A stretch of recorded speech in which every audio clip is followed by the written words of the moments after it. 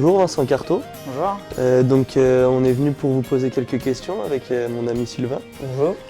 Bonjour. On aimerait savoir quel a été votre parcours scolaire Ouais, alors moi j'ai fait des études dans l'enseignement agricole depuis la première avec un bac technologique agricole en production. Et puis après j'ai fait un BTS en production animale pour finir après par une école d'ingénieur de Dijon, justement. D'accord. Et sur votre exploitation, combien avez-vous d'employés? Alors on travaille à 3 sur l'exploitation. Et donc j'ai 2 salariés qui travaillent avec moi au quotidien. Et vous avez toujours eu une attirance pour le monde agricole ou pas? Non, pas toujours. Je ne suis pas issu du milieu agricole.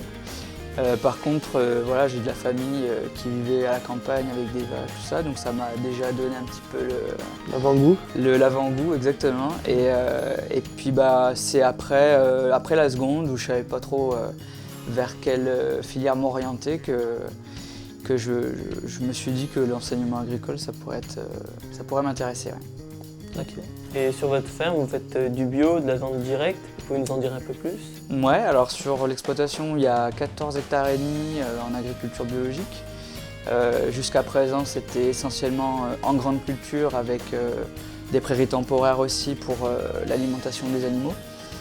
Et puis depuis cette année, là, on se lance dans un atelier de diversification maraîchage bio sur l'une de nos parcelles. Et sur la vente directe, là, on travaille essentiellement sur les produits issus du troupeau. On fait de la vente directe de viande. Et puis, depuis quelques années, on a développé des produits transformés qu'on voit là. C'est des pots de pâté, de tartinade. Il y a aussi des saucissons, on fait un peu de viande séchée. Et puis voilà, depuis cette année, on s'est lancé aussi dans les steaks hachés surgelés. Ok. Et quels sont vos clients principaux? Alors, dans la vente directe, j'avais un peu regardé d'où venaient les clients. Alors, il y a une partie, on va dire peut-être 20%, qui viennent des personnels de l'établissement. D'accord. Et puis après, on va avoir des extérieurs, des gens qui sont autour de la ferme, qui viennent chercher leur viande directement à l'exploitation. Il y a aussi des personnes qui travaillent dans des structures partenaires comme l'INRA, comme AgroSud Dijon, comme la DRAF, etc. Et on est sur Dijon, et comment se répartit vos parcelles pour la filière moutarde? Alors l'exploitation, elle n'est pas à Dijon, elle est à Tarbes-Bas, donc on est un petit peu excentré par rapport à la métropole. On a un parcellaire assez regroupé et assez proche de l'exploitation, donc c'est quand même une force pour notre exploitation.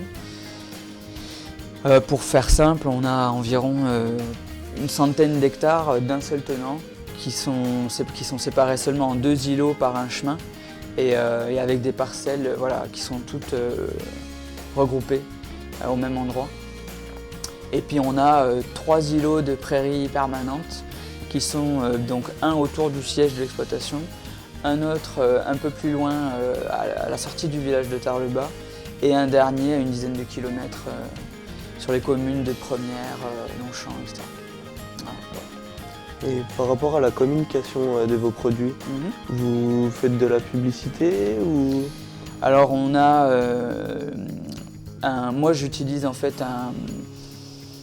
une liste de diffusion par mail où je recense toutes les adresses mail des gens qui ont pu commander et qui sont intéressés par la vente directe. Et donc j'envoie un mail avec un lien vers un formulaire de commande. Okay. Et puis après, c'est le bouche à oreille, c'est aussi les réseaux sociaux de l'établissement.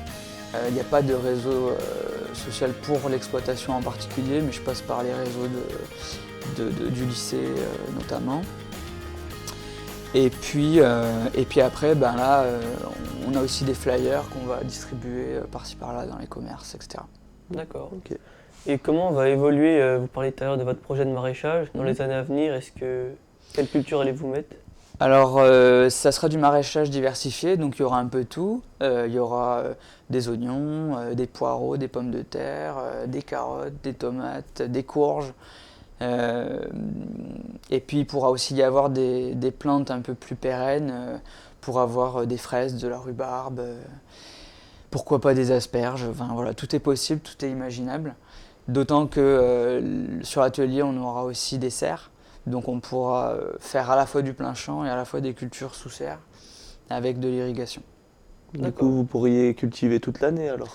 Voilà, exactement. On pourra faire toutes les productions, oui, imaginables sur l'année. Ok. Et puis sur les débouchés, l'idée c'est de commencer déjà par les clients de la vente directe. Peut-être qu'on pourra développer le portefeuille client. Et puis après, travailler aussi avec les cantines du lycée de Quetigny et du lycée de Plombières.